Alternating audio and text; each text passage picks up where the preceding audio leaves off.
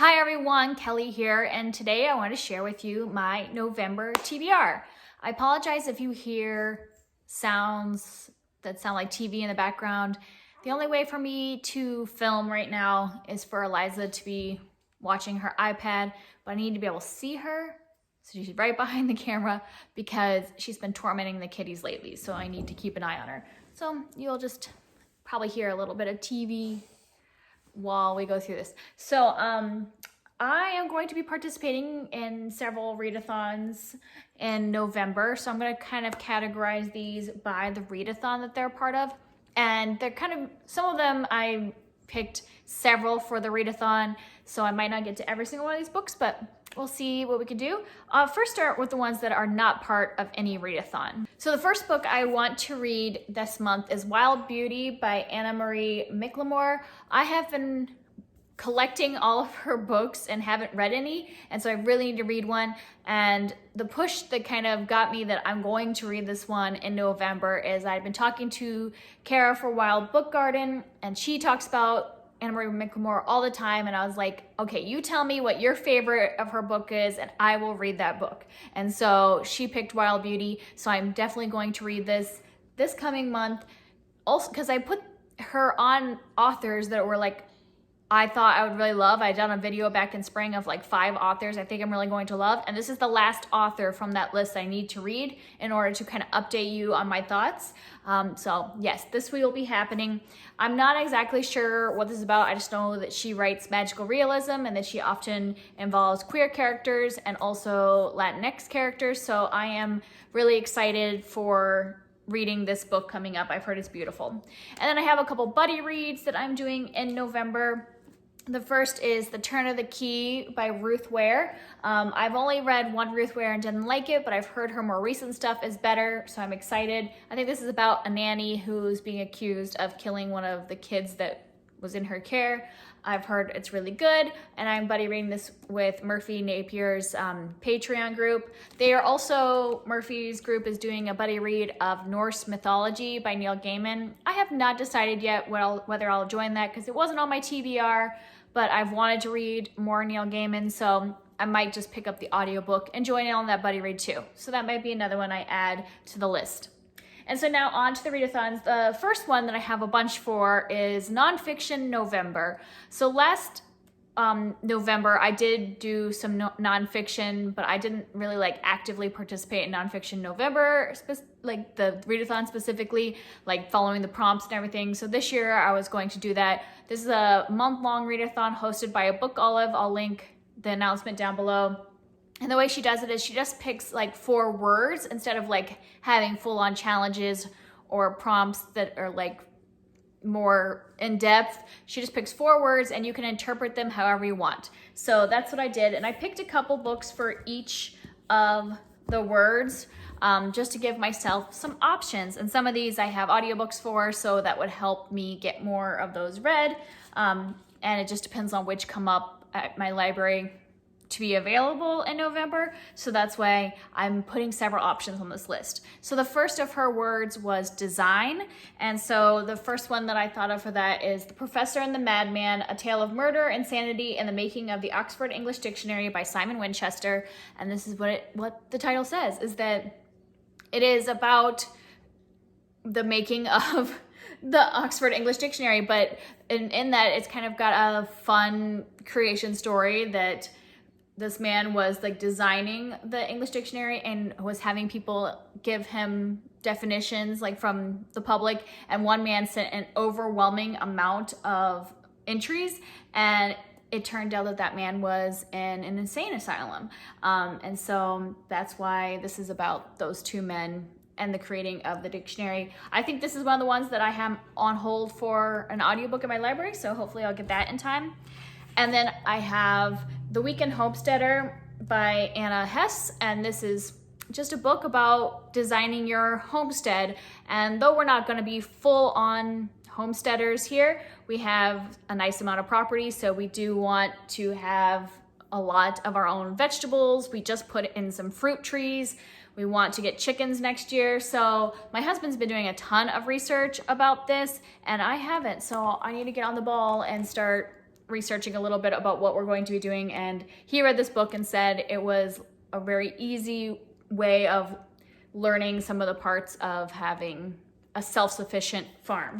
The second prompt that she had was for sport, and I don't really read, books about sports or athletes necessarily, but I decided to kind of do this not necessarily as a sport most people think about, but I decided to look into mountaineering more. I had read Into Thin Air at the beginning of this year and loved it, and just been kind of fascinated with mountain climbing stories. And so I just bought a book on Book Outlet. It's gonna come in later today, so I could have waited to film this video, but this is when I have time, so I will just put a picture up. I got the book Buried in the Sky, The Extraordinary Story of the Sherpa Climbers on K2's Deadliest Day by Peter Zuckerman and Amanda Padoan.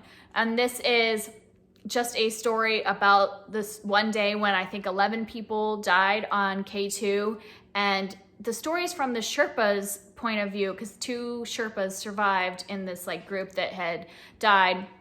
And that was one of the things when I read Into Thin Air I felt was missing, was kind of the viewpoint of the Sherpas, because they do so much work on the mountains and there just wasn't much from their point of view. But this book specifically is talking to those Sherpas, finding out more about the heritage of that culture and also their history of being part of these mountain climbs and all this stuff. So I am really interested to read this one from a different mountain and also from a different perspective of mountain climbing. So that's going to be my sport one. I only have one because, like I said, I'm not as interested in sports, but I'm excited about that one. And then the next one is Truth, or True. I can't remember which one it is now, but same thing. And for this, I decided to go with Memoirs because I feel like, those are the stories of people's lives, so they should be true. And I have 3 memoirs that I would like to read 1 or 2 of over the month. The first one is Call the Midwife by Jennifer Worth. This had become a TV show. A lot of people know about this. It's a woman who was a midwife in, I think, the 1950s or something like that. And so I've been wanting to read this one for a long time. This is another one I'm on hold for an audiobook, so hopefully that'll come in.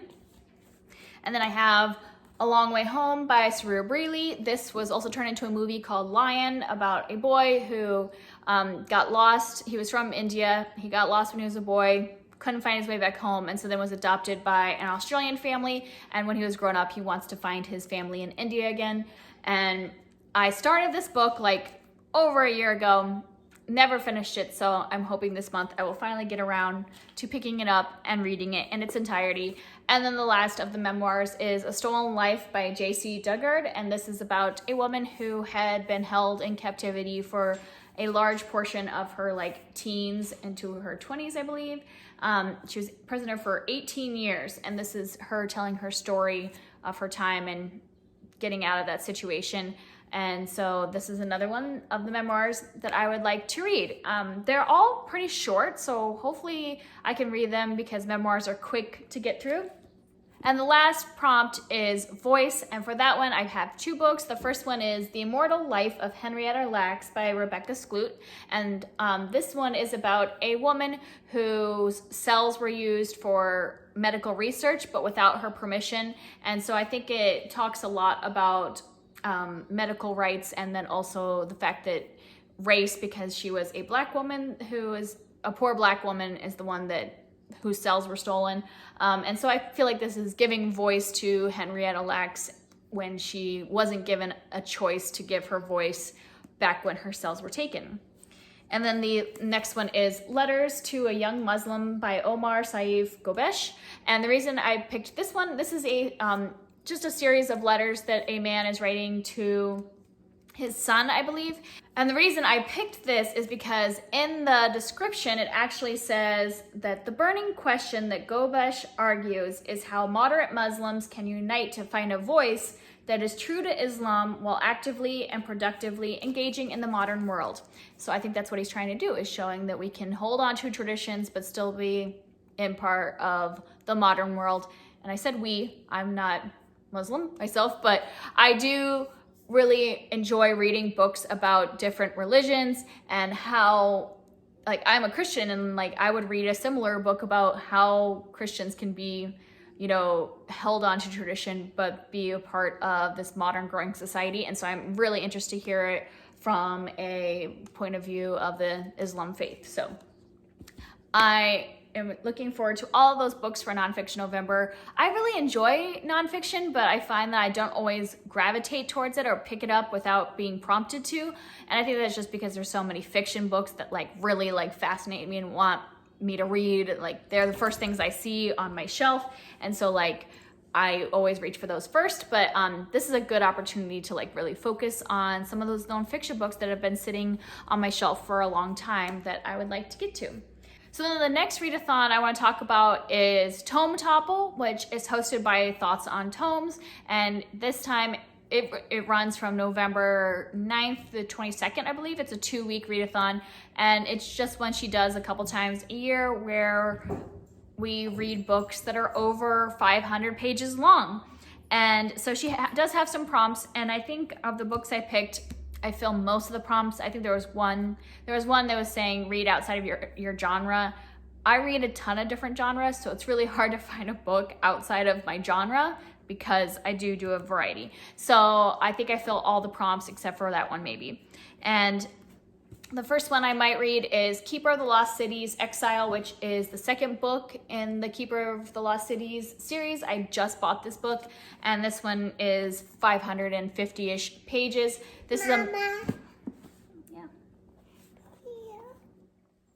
All right, I'm back. And this one is the second book in the series. I had started it a few months ago and really want to continue. Just bought this book, and I'm looking forward to continuing the series. Even though it is big, it's middle grade, so it should read fast, making it so I can get more done during Tome Topple.